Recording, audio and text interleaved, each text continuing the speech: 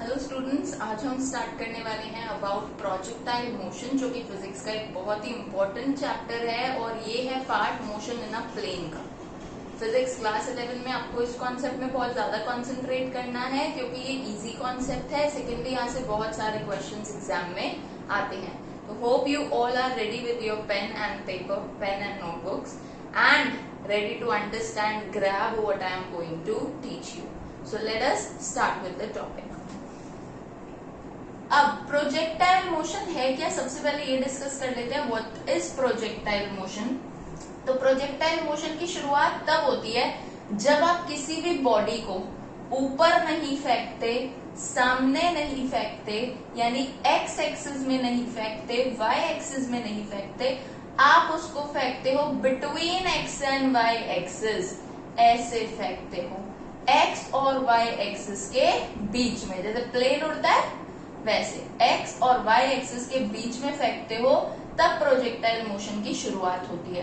तो projectile motion का पहला पॉइंट ही ये है कि the object is throne making an angle theta with the vertical, यानी कि वर्टिकल लाइन के साथ जो ये खड़ी हुई लाइन है, बना देते हैं, ये जो हमारी खड़ी हुई लाइन है, इस खड़ी हुई लाइन के साथ कुछ एंगल बनाना चाहिए और उस एंगल पे हमें बॉल को फेंकना चाहिए, उस ऑब्जेक्ट को फेंकना चाहिए। माना आप यहाँ पे इस ऑब्जेक्ट को इस डायरेक्शन में फेंक रहे हो। कैसे डायरेक्शन में फेंक रहे हो? At some angle with the y axis.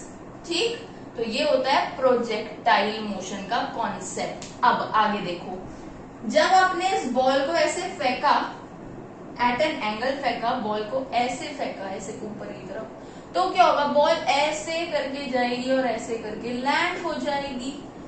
Ball का यही मोशन प्रोजेक्टाइल मोशन कहलाता है। बॉल ऐसे करके ऊपर गई, ऐसे करके नीचे आ गई, पाथ कैसा बन गया? ऐसा पाथ बन गया, ऐसा पाथ बन गया। यही पाथ ऑफ द बॉल और any object is known as projectile motion. ठीक है, तो अब ध्यान से देखेंगे, हमने u वेलोसिटी से ऑब्जेक्ट को u फेंका ऊपर की तरफ, u वेलोसिटी से ऑब्जेक्ट को ऊपर की तरफ फेंका, making some angle with the vertical और विद द हॉरिजॉन्टल, दोनों के साथ ये एंगल बन रहा है। ठीक, तो ध्यान रखें कि सबसे पहले ये जो मोशन है पार्टिकल का, इस बॉल का जो मोशन है, इस मोशन को बोलते हैं प्रोजेक्टाइल मोशन। इस प्रोजेक्टाइल मोशन का देखो पाथ कैसा है। इस प्रोजेक्टाइल मोशन का पाथ है ऐसा, लंबाई में सेमी सर्कल है ना, ऐसा लंबाई में सेमी सर्कल हो सकता है, ऐसा लंबाई में सेमी सर्कल हो सकता है, ऐसा हो सकता है, ऐसा हो सकता है। ये सभी क्या कहलाते हैं? पैराबोलास कहलाते हैं।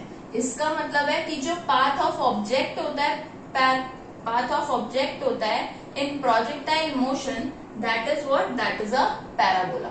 ठीक है, समझ आई बात? अब इस ऑब्जेक्ट ने कुछ पाथ फॉलो किया है, इस ऑब्जेक्ट ने कुछ पाथ फॉलो किया है, वो पाथ है ये। इस पाथ का नाम होता है ट्राजेक्ट्री। इस पाथ का क्या नाम होता है? ट्राजेक्ट्री। और इस पाथ की शेप कैसी होती है? इस पाथ की शेप होती है पैराबोला। अभी अभी बताया, ये सभी पैराबोला है। ठीक है, तो प्रोजेक्टाइल मोशन में पाथ को बोलते हैं ट्राजेक्ट्री और उसका शेप होता है पैराबोला। ठीक, अगली बात ये कि प्रोजेक्टाइल मोशन में बॉल को फेंक रहे हो आप, पत्थर फेंक रहे हो आप, कुछ भी फेंक रहे हो आप, उस ऑब्जेक्ट को ऑब्जेक्ट नहीं बोलते, ऑब्जेक्ट की जगह क्या बोलते हैं? उसको प्रोजेक्टाइल बोलते हैं। ऑब्जेक्ट को क्या बोलते हैं?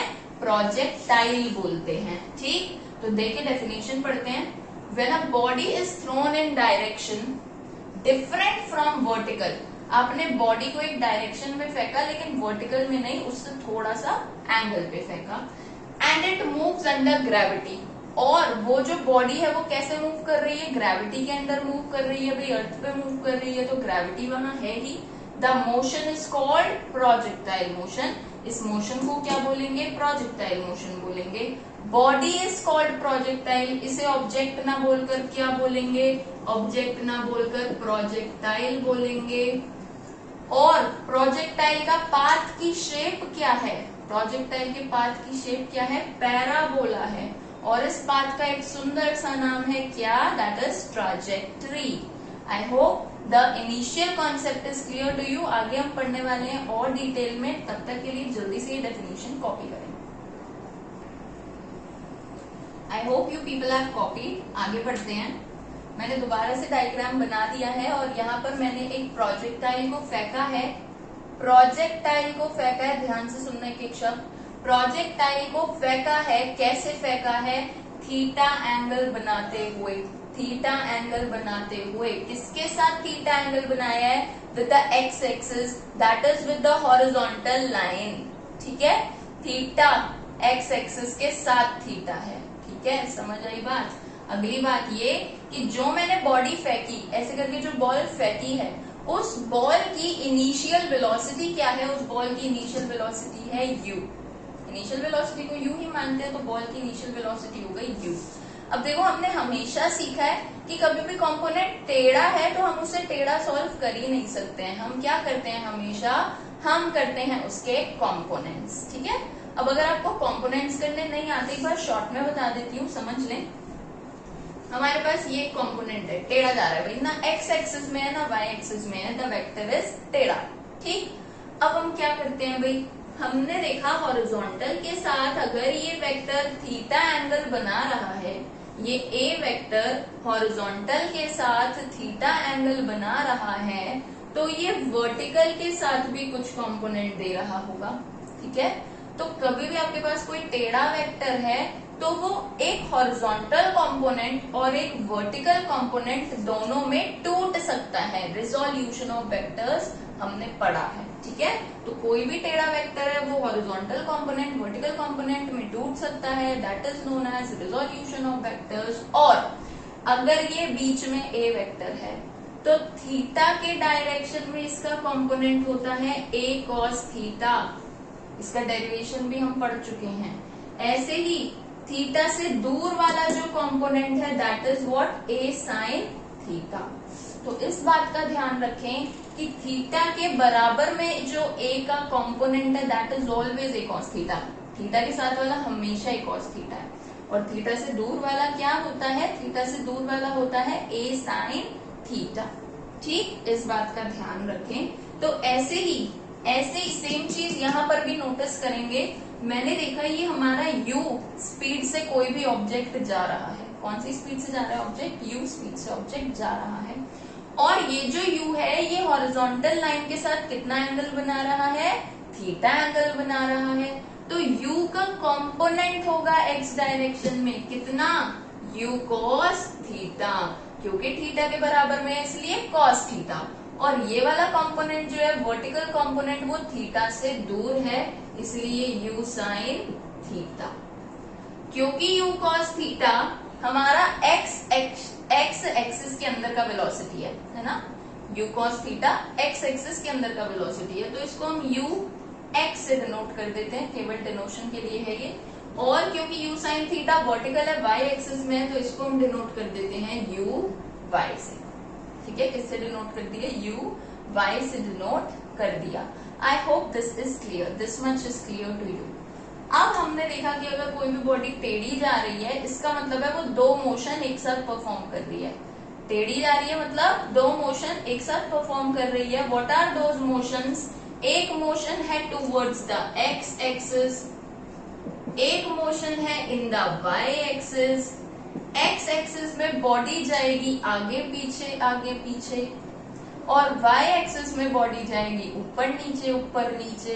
तो भाई एक बात आप ध्यान रखें कि ग्रेविटी जो फंक्शन करेगी वो कहाँ फंक्शन करेगी, केवल वाई एक्सिस में। आपको पता है ग्रेविटी तभी फंक्शन करती है जब कोई भी body up and down, height change हो रही होती है बॉडी की, तभी कोई ग्रेविटी वर्क करती है।